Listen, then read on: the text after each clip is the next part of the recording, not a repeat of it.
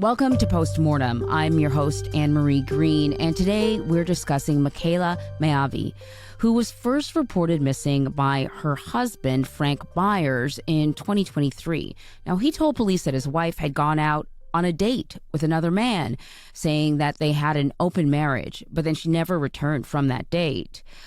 An extensive search was launched, and Lieutenant Dakota Black, a tracker and detective with the Potawatomi County Sheriff's Office, was brought in on this case. So joining me now is 48 Hours correspondent Peter Van Sant, who reported on this episode. Peter, it's always great to see you. Hi, Anne-Marie. Great to be with you again. And of course, we want to remind the viewers and listeners, if you haven't listened to this episode of 48 Hours, you can find it in your podcast feed, the full audio version of it. So go take a listen, then come on back for this conversation because we got questions. And Peter has the answers. So, Peter, Makayla and Frank Byers, they're living in a small rural town of Macomb, Oklahoma. Lieutenant Dakota Black described the area as beautiful and serene, and it certainly looks that way, but also said there are a lot of dark secrets that live there too. What did she mean by that? Well, it's hard to believe, but Oklahoma has the highest rate of domestic violence of any state in the country. And Dakota Black told us she, in her own life, has experienced violence in a relationship. And while Macomb only has a population of less than 30, and keep in mind, Makayla, Frank, and the girls, they make up 20% of the population of Macomb, it's near an intersection of multiple interstate highways. And Dakota Black said criminals moving through the area are known to dump victims' bodies there. And there are people living in Potawatomi County in poverty. Some are off the grid with no electricity or running water, toilets, or even a roof over their head. There are some drug problems, and it's an open carry state. A lot of people have firearms. And Lieutenant Black said they have missing people that are never found, homicides that are never solved. And I do want to say that while the sheriff's office there is small, they serve this large rural county with distinction and professionalism, and they were outstanding in their efforts to find Makayla. That's the impression that I got just from watching the hour. Like, they just seem so on point and so unbiased and completely focused on like where the evidence is driving them. That's right. So let's talk a little bit about Makayla and Frank's relationship. They were old high school classmates. They did not date in high school, but then many years later, out of the blue, Frank contacts her on Facebook and they start a relationship. They are married in 2022, and it's a large blended family because Makayla, she already has 2 kids. Frank has 4 of his own daughters. But was Makayla's family worried about the relationship that she had with Frank? Because there must have been red flags. Yeah, her sister Andrea said that at the beginning of this relationship, Frank was a romantic person. One time he left rose petals in the bathtub, but that didn't last long, according to the family. Makayla couldn't have kids of her own, but she had such a maternal gene, and her family believes that these 4 kids that Frank had were a really draw for her, more than Frank himself. Detectives believe that Frank used those young girls, his 4 daughters, to lure Makayla in. He told her that they'd been abused by his then girlfriend, and investigators would later determine that that was all a lie and a tactic he used to convince other women to be with him as well. You might say it was Frank's business model, and it worked. What a way to describe it. And her mother, Barbara, and her sister, Andrea, say that they saw bruises on Makayla. But Makayla said they were just from roughhousing with the kids, and the family believed her at the time. And looking back now, the family wished they had questioned her more about those bruises. According to Barbara and Andrea, he was also a compulsive liar. And Frank had this pattern of cheating, lying, and Makayla had left at least once. Let him know, that's it, I'm not going to deal with this anymore. But she came back. She always felt, because of this devotion she had to those 4 children, that she couldn't leave them just in Frank's hands. Makayla's sister, Andrea, said that they were headed for divorce, and Makayla had temporarily moved to another structure on the property. But then on September 15th, 2023, Makayla returns home from work intending to pick her things up and leave for good. But she was never seen alive again.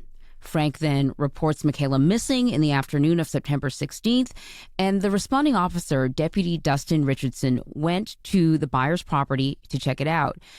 Typically, police will wait longer than just a few hours for a missing persons report. But why did Richardson decide to investigate this one, relatively quickly? Yeah, Investigator Richardson, his instincts right away told him this just isn't adding up. He listened to Frank on the 911 call and also spoke to Frank on the phone, and he just had a hunch that something seemed off. And when he got there, Frank launched into his explanation as if he had a story planned out in Richardson's mind, that the last time he saw Makayla, she was leaving to go on a date with a bald man in a white truck. And Frank also claimed that they had an open marriage, and he said that they agreed to this arrangement to try to fix their marriage. And we hear on Deputy Richardson's body camera footage that he thought Frank Byers was squirrely. And as an audience member, I kind of went through, what does that word mean? To me, when I hear somebody squirrely, I think of them as kind of like a fast talker. Someone's got an answer to everything, but nothing's adding up.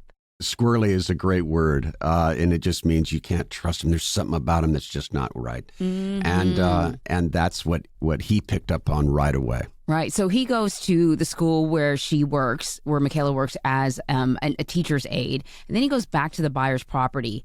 And Frank, at this point, has smashed open the lock to the structure where Makayla was living temporarily when she sort of moved out of the first structure because she doesn't want to be with him.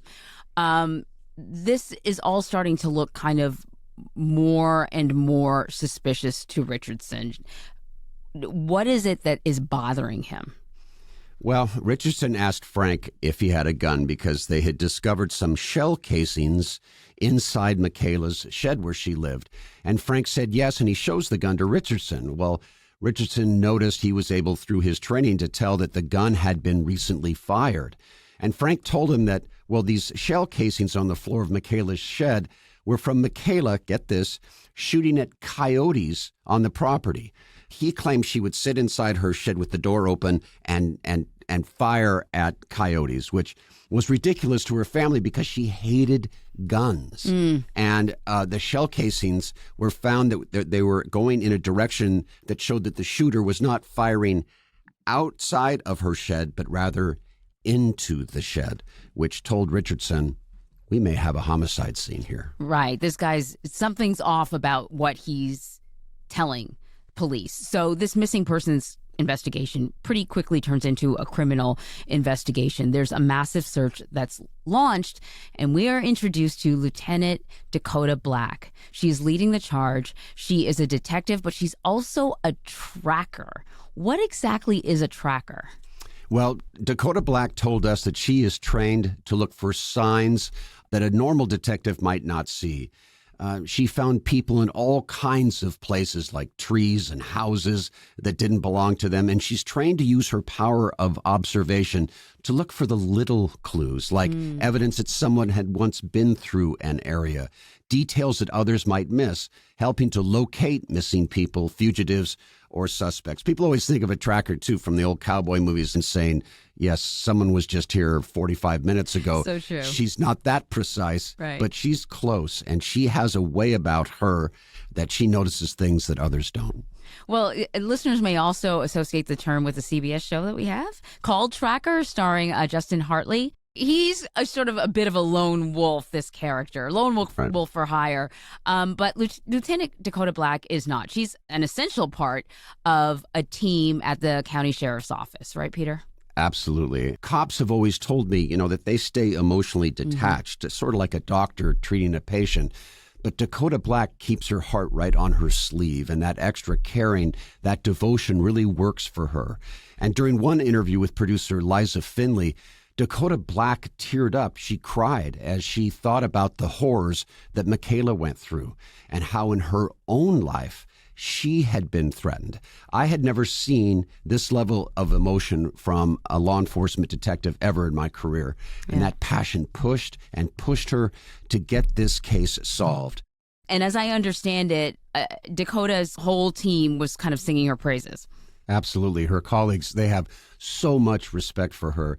Dakota Black is a woman in her early 30s, and she's working with a lot of male colleagues, some of whom she's in charge of. And she said, you can ask all the guys. They call me a cool dude with long hair because I'm meaner than any of them, and they know to listen to me. And Dakota Black brings her own dog, Haven, to serve as a comfort dog to victims and for herself. If they ever make a TV show about her, here's a detective with a comfort animal in her office. And we have Dakota Black talking about her dog, Haven. She works with victims of homicides. She also works with victims of domestic violence and sexual assault, and then as well as with children. And she works with a lot of victims every year. Her first year we had her, she worked with over 300 victims. They can cry on her, they can love on her, they can hug her. Sometimes she will lick them, but she just provides comfort for them. And that's what her name represents, which is a safe place. So that's what she does for our victims, and she does a good job. I was really struck by the professionalism and the humanity of this whole team in Pottawatomie County. Dustin Richardson had been working at the sheriff's office for only 4 years at the time of Makayla's case. And because of his great work, he was recently promoted to detective. And the undersheriff is Marcus May. He's a terrific guy. And then the sheriff, Freeland Wood, who runs all of this, introduced himself at the shoot and said he was so happy that 48 was covering this story. I'm telling you, the Pottawatomie County Sheriff's Office has a peer support group to help police, first responders deal with the trauma that they experience on the job. And they told us, we see things that no one should have to see, and that weighs very heavy on them. So it's a tiny sheriff's department with a big heart and a lot of very professional, seasoned investigators, because they've got a lot on their hands in this rural county. Welcome back. As search efforts were underway, with dozens of people turning out to try to find Makayla, there's one person who's absent. It's her husband, Frank Byers. After Makayla had been missing for 5 days, she was found in a large drainage pipe under a road, and she is wrapped in a carpet. Investigators quickly zero in on Frank Byers as the primary suspect. Meanwhile, Frank continues to spin his narrative of being the grieving husband, and he actually goes on TV. So I want to play a clip from a TV interview that he did with a local Fox affiliate, Fox 25. Just take a listen to this.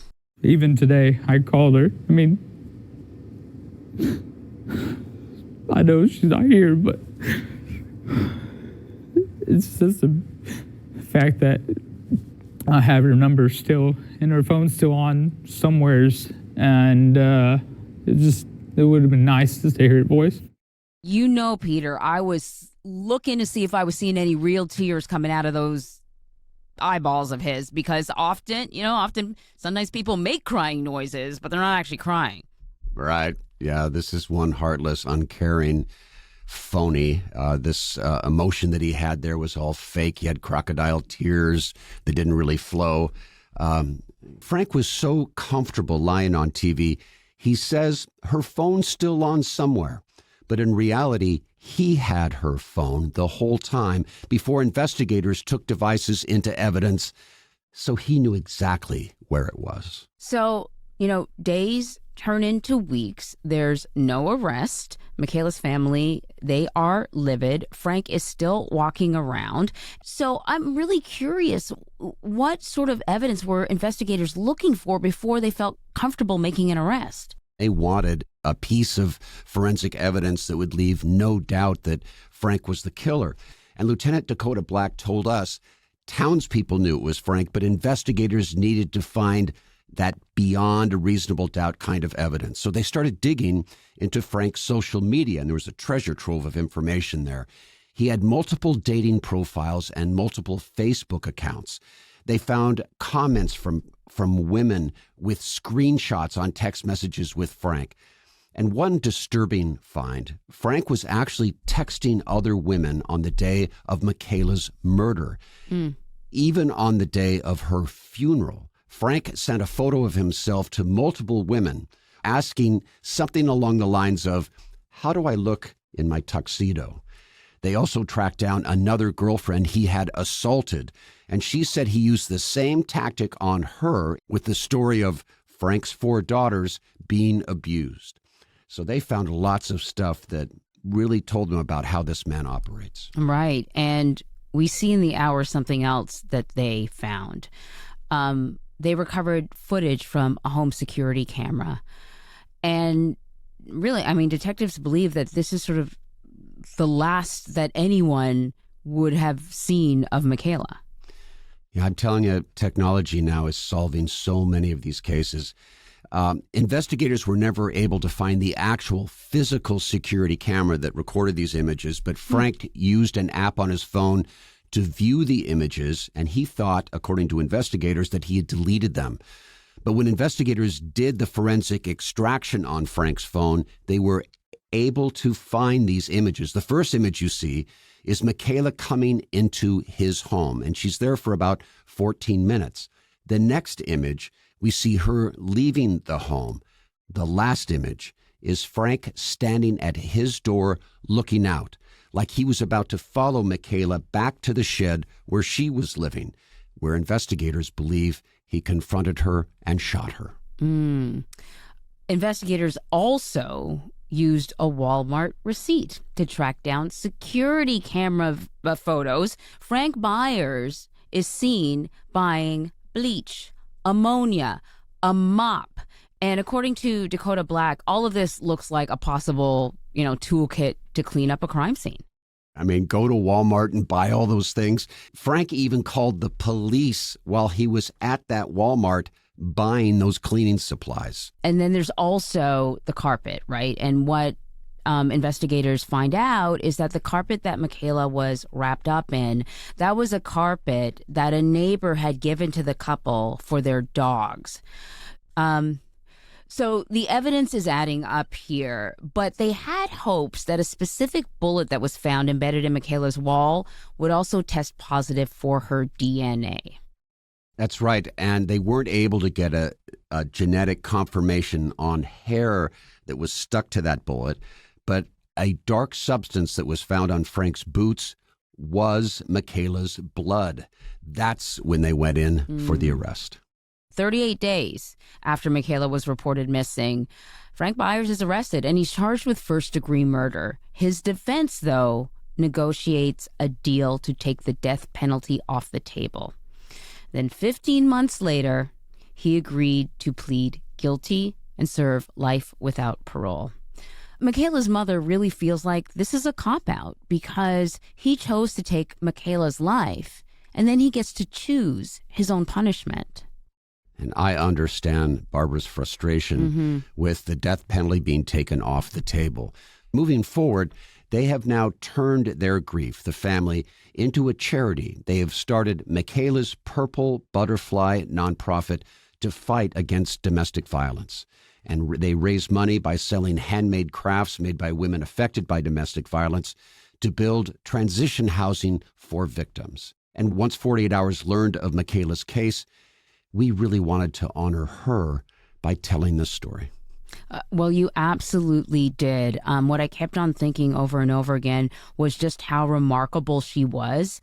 In her day-to-day life, she was transforming the lives of his daughters, her own children, the children at school, and I think about all that was lost, the future impact that she would have had because of one selfish person's actions. Right. She was a guardian angel to those 4 kids. And when Frank took her life, he really impacted theirs so profoundly. And we wish the best for those children. Yeah. And, once again, just a spotlight on domestic violence, those red flags, that gut feeling, listen to them. It may end up saving, your life or the life of somebody that you love.